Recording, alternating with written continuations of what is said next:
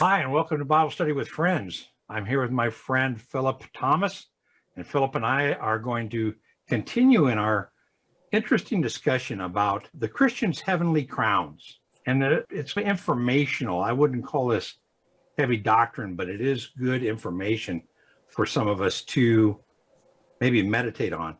This week, we're going to be answering the question, where do we get our heavenly crowns? Where do they come from?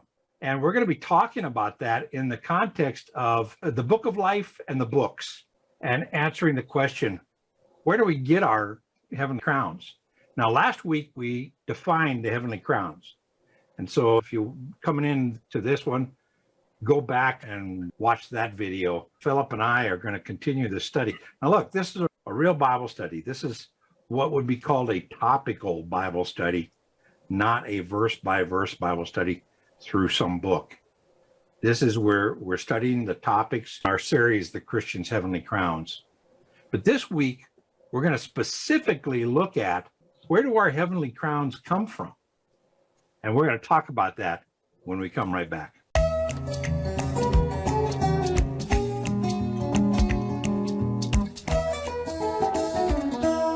Hi, and welcome back to Bible Study with Friends. Philip was curious about the crowns, and he asked me a question, and I'm teaching him a lesson.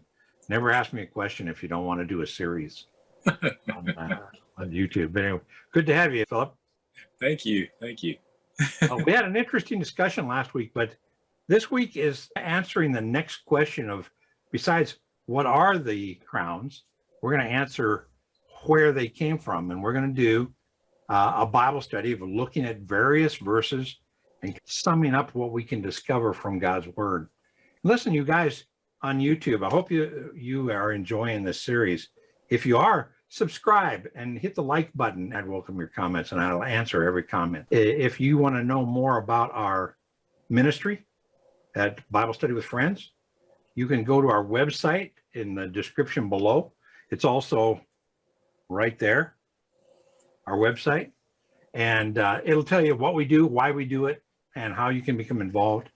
And we hope you take that opportunity, as I know Philip has. The website has a complete list of all of the playlists of all the Bible studies, over 250 videos that we have on various books of the Bible, on various subjects, and that's a good place to go. You hit on the playlist that's of interest, and it takes you right to the first video.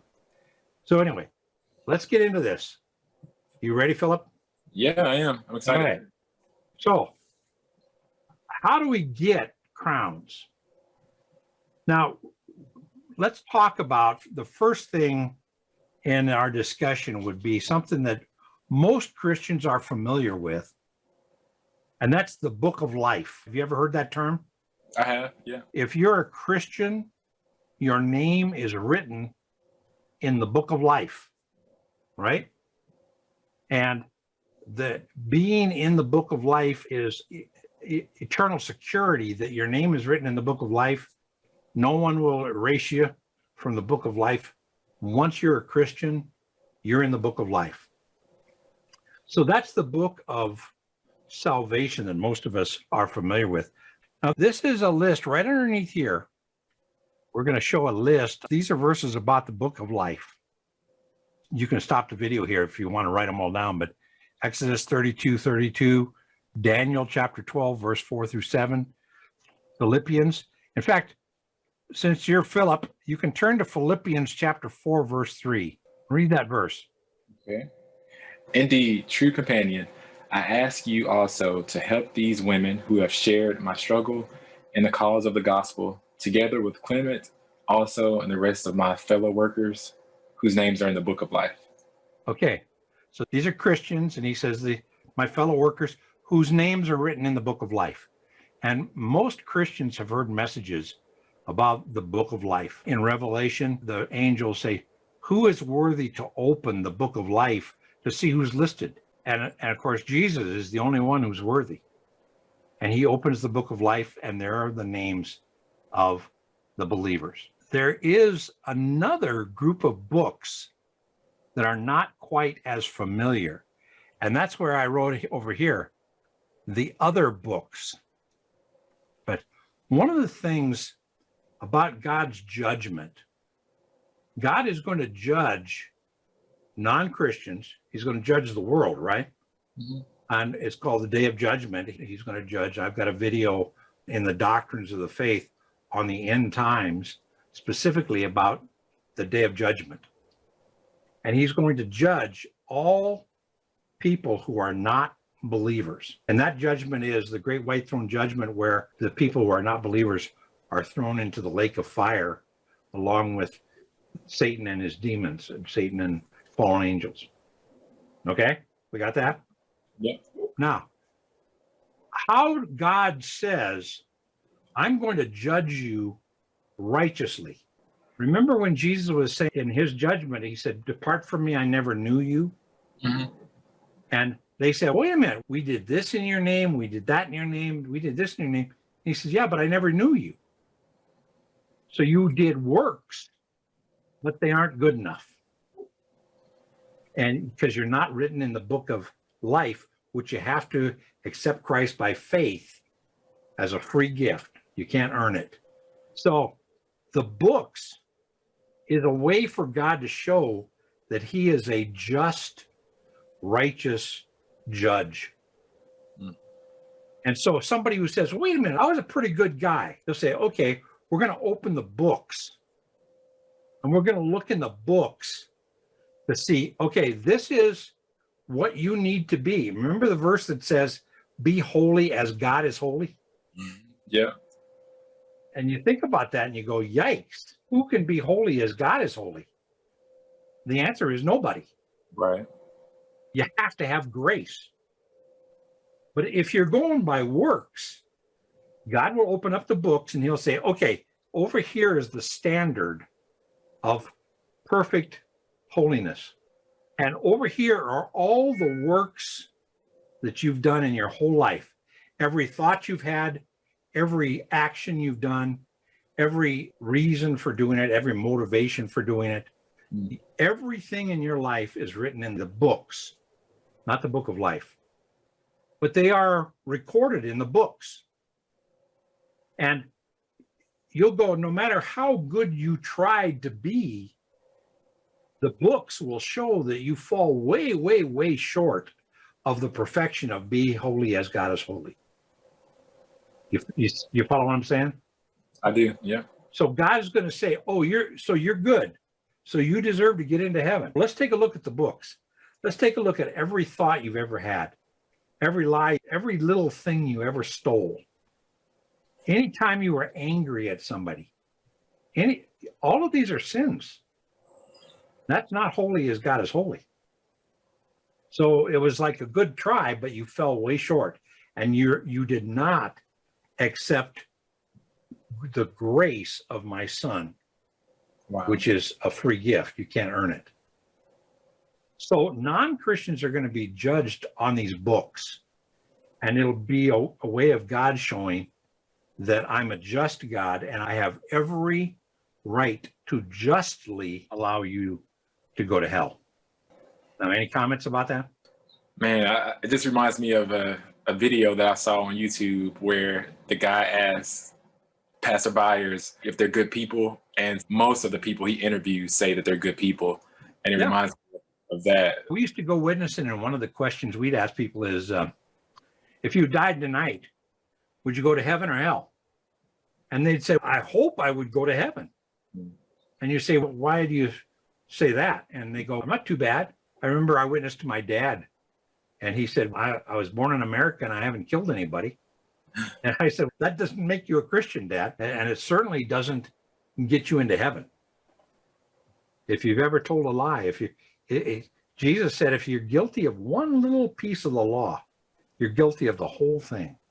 Mm-hmm. So a guy could say, I've been great, except I told a lie. You fail because you're not holy as God is holy. Now, that is the role of the books. Let's look at a couple of verses. Look over at Psalm 56, verse 8. What does it say? It says, you have taken account of my wanderings, put my tears in your bottle. Are they not in your book? Okay. Now, flip over to Psalm 139, verse 16. Your eyes have seen my unformed substance, and in your book were all written, the days that you were ordained for me, when as yet there was not one of them. Okay, now that's a great verse for the fact that there are books and that God has ordained all the actions that you should do if you accept Christ, if you live for him. All the things that you should have done are written in the books. And then all the things that you actually do are written in the books. And there's a comparison. Now, for example, if somebody commits suicide, all the plans that God had for him are cut short. His will of committing suicide, his will overrides whatever God's will was for their life. So God might have a plan for that person, somebody to witness to that person 2 or 3 years from now, and the person commits suicide and short stops all of that possibility. Wow. And there's ordained days that don't happen because they've committed suicide. You see what I'm saying? So then there's the actions you do that are in the books. Now, that's for non-Christians. Now, for Christians, the books are also opened. And here's what happens. You and I die, we go to heaven, or we're raptured, one or the other. And immediately in heaven, there's a judgment of whether you should be in heaven or not. And the judgment is your name written in the book of life. And you go, okay, Philip, yep, your name's written in the book of life. I don't think this happens, but let's put it this way for our understanding. Okay, Philip is in the book of life. He's a believer. He's in heaven. And Len, you're a believer. You're in heaven. So we're in heaven. That issue is settled. Mm-hmm. But there are also books opened in heaven where there is a judgment of how we lived the Christian life and the plans he had for us as Christians. This is where it gets scary, Philip, because I don't know about you, but I have fallen short of how good I could have been. Well, absolutely. Right? Now, it's not an issue of salvation because I'm saved. Right. But it's an issue of, did I do everything I could do with the gifts and the strength that God gave me? Did I do everything I could do? The answer is no. I don't care who you are, Billy Graham. All of us fall short on something because we're all human. We're all flawed. We're all sinners. We're saved by grace and we're in the book of life, totally by grace. But the books reveal two things. It reveals what we did do that we have crowns, we have rewards for. Remember the parable of the minas and the parable of the talents. That kind of gets us a hint because their responses, what they did with the talents they were given, they had various responses. And the master would say, well done, good and faithful servant. You've been faithful in little things. I'm going to give you a lot of things. But there was a reward based upon how well they did with what God gave them. That makes sense? Yeah. Are you tracking with me? I am. So the books give this idea of, we open up how we did. And an example of this is, look this up, 1 Corinthians chapter 3, verse 10 to verse 13. This shows you what an example of the judgment of believers to see how we did with what we had goes. 1 Corinthians chapter 3, verse 10. Start at verse 10, go to verse 13. All right. According to the grace of God, which was given to me, like a wise master builder, I laid a foundation, and another is building on it. But each man must be careful about how he builds on it. For no man can lay a foundation other than the one which is laid, which is Jesus Christ.